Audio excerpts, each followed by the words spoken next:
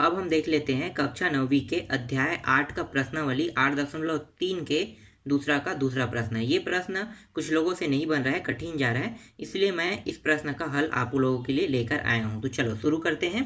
तो यहाँ पे देखो प्रश्न क्रमांक दूसरा का दूसरा 1030 sec 45 प्लस 1060 sec 30 अंश दिया हुआ है, इसे हमें हल करना है। तो इससे पहले मैं आपको त्रिकोणमिति सारणी के बारे में बताऊंगा कि त्रिकोणमिति जो सारणी है वो कैसे बना होगा।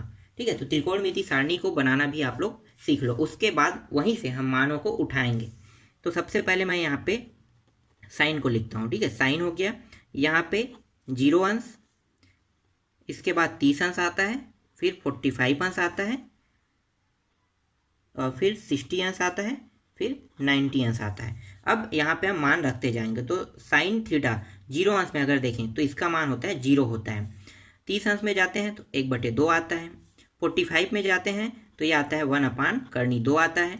60 अंश में जाते हैं तो ये आता है 3/2 आता है। और 90 अंश में जाते हैं तो ये आता है 1 आता है। अब जब इसे कॉस में हम लिखेंगे, कॉस थीटा बनाएंगे, क्या करेंगे, इसे पीछे से लिखते जाएंगे। तो पीछे वाला मान क्या है, 1 है, तो 1 है, यहाँ पे कॉस में 0 अंश हो जाता है। फिर इसके बाद पीछे का मान क्या है, 3/2, तो यहाँ पे लिखो 3/2, कॉस में 30 अंश में बनता है यही। फिर 45 का मान यहीं पे आएगा, बराबर है। ठीक है, बीच मान है तो सेम टू सेम रहेगा। फिर 60 अंश में देखो तो ये वाला मान आएगा। फिर 90 अंश के लिए देखेंगे तो कौन आएगा, 0 वाला आएगा। तो देखो यहाँ से हमने ऐसे गया और यहाँ से उल्टा पीछे से हम यहाँ पे आ रहे हैं, सॉरी यहाँ पे 1 है ना। ठीक है, पीछे से हम यहाँ पे इस तरह से ऐसे बना रहे हैं, समझ में आ गया। अब हम 10 का भी निकाल लेते हैं। तो 10 थीटा का अगर 0 अंश में निकालेंगे तो कैसे निकालोगे, sine theta upon cos theta, मतलब साइन थीटा को कॉस थीटा से भाग देना है। तो भाग दे दो, तो 0 को 1 से भाग दोगे कितना प्राप्त होगा, 0 ही प्राप्त होगा। फिर 30 अंश में देखो 1/2 को भाग दोगे करनी 3/2 से, नीचे के दो दोनों कट गया, बचा क्या, 1 और करनी 3, तो यहाँ पे लिखो 1 करनी 3।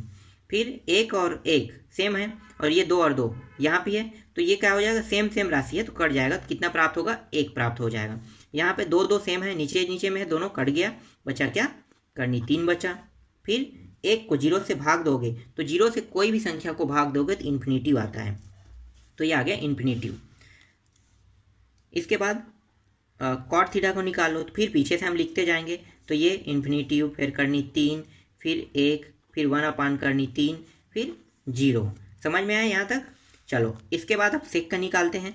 तो सेक थीटा जो होता है वो कॉस थीटा का उल्टा होता है, नीचे के मान को ऊपर, ऊपर के मान को नीचे करते हैं। तो चलो कर लेते हैं। तो जो हर है वो अंश बन जाएगा, अंश जो है वो हर बन जाएगा। तो ये 1 है, 1 को कैसे लिखोगे, जैसा है वैसा रहेगा, क्योंकि 1 का आप हर में लिखो या फिर अंश में लिखो तो 1 ही प्राप्त होगा। इसके बाद देखो कॉस थीटा का 2 ऊपर में चला जाएगा और नीचे में क्या आ जाएगा, करनी 3 आ जाएगा। इसी तरह से करनी 2 ऊपर गया, यहाँ पे 2 ऊपर गया और यहाँ पे 0 आ गया। अब फिर से हम क्या करेंगे, पीछे से लिखते जाएंगे। तो कोसेक में जब त्रिकोणमिति सारणी का मान निकालते हैं तो हम पीछे से आगे लिखते हैं। तो ये आ जाएगा 0, फिर ये 2, फिर करनी 2 करनी 3, और ये रहा 1। तो इस तरह से त्रिकोणमिति सारणी बनाया जाता है। अगर आपको याद नहीं है तो आप साइन को याद कर लो। तो साइन जैसे ही याद हो जाएगा आपको पूरा का पूरा कॉस थीटा, टेन थीटा के, फिर कॉट थीटा, सेक थीटा और कोसेक थीटा सभी के मान आपको आसानी से याद हो जाएंगे, और आप इस तरह से आप बना सकते हो। चलो अब उस प्रश्न को हल कर लेते हैं जिसे हमें हल करना था। तो फिर से आते हैं वहाँ पे प्रश्न की ओर। तो देखो 1030 अंश है, उसके बाद सेक 45, तो 45 है। तो देखते हैं पहले 1030। तो 1030 कहाँ पे है, देखो ये 0 अंश है और इसके बाद ये 30 अंश है। तो 1030 अंश का मान कितना है, 1/3 है। उसके बाद सेक 45 देखना है हमें। तो सेक 45 देखो तो ये हो गया 0, 30 अंश, 45 अंश, तो 2 हो जाएगा, तो ये करनी 2 आ जाएगा। इसके बाद लगा है प्लस लगा है। फिर यहाँ पे देखो 1060 अंश, फिर सेक 30 अंश, तो 60 और 30 को देखना है। तो 10 में हमें 60 अंश देखना है। तो देखो 10 कहाँ है, ये रहा, ये 0 है, ये 30 है, 45 है और ये 60 है। तो 60 में कितना है, करनी 3 दिया हुआ है। और सेक 30 देखना है हमें। तो ये 0 और ये 30, तो ये हो जाएगा 2 करनी 3 हो जाएगा। ठीक, समझ में आया यहाँ तक। चलो आगे आप देखते हैं। अब यहाँ पे देखो नीचे में दोनों के मान बराबर हैं, ठीक है, दोनों के मान बराबर है तो लघुत्तम हमारा क्या आ जाएगा, लघुत्तम हमारा आ जाएगा कर्णी 3 आ जाएगा। ठीक है, देखो यहाँ भी है, इसका गुणा कर देंगे तो ये हो जाएगा 2 कर्णी 2 हो जाएगा, प्लस इन दोनों का भी गुणा हो जाएगा तो 2 कर्णी 3 आ जाएगा। अब क्या करेंगे, अब हम यहाँ पे इसे कोष्टक में ले लेते हैं। ठीक है, नीचे में जो कर्णी 3 है ना उसका ऊपर नीचे गुणा कर देंगे, बस हमें क्या करना है, ऊपर नीचे गुणा करना है। अब इस कर्णी का ऊपर में जो कर्णी है उसका ऊपर के साथ गुणा होगा, नीचे में जो कर्णी है वो नीचे के साथ गुणा होगा।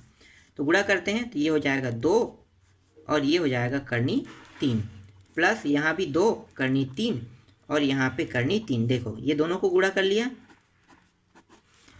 अब नीचे वाला है वो भी गुणा हो जाएगा, 3 गुणित कर्णी 3। ठीक है, तो दोनों गुणा हो गए यहाँ पे। अब इन दोनों को गुणा करेंगे तो ये ऐसे हम लिख सकते हैं 2 गुणित 3, क्योंकि दोनों कर्णी में है तो इसे हम क्या करेंगे 2 गुणित 3 लिख सकते हैं, क्योंकि दोनों गुणा में है और दोनों कर्णी के अंदर है इसीलिए।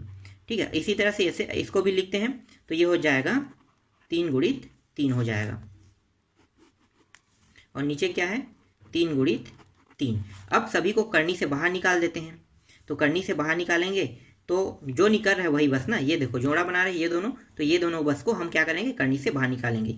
ये जो है यहाँ पे जोड़ा नहीं बना रहे तो ये क्या होगा, कर्णी 6 हो जाएगा, प्लस ये हो गया 2 हो गया और ये हो गया गुणित 3। जोड़ा बन रहा है इसलिए ये एक बार आता है। इसके बाद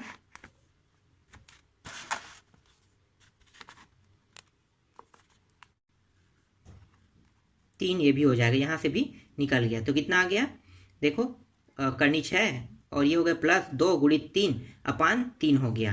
थोड़ा सा बचा है उसको यहाँ पे लिख लेते हैं, बराबर कर्णी 6 गुणित प्लस है ना, प्लस और ये हो गया कर्णी 3। यही क्या है इसका आंसर है। तो देखो इस तरह से आपको बनाना था।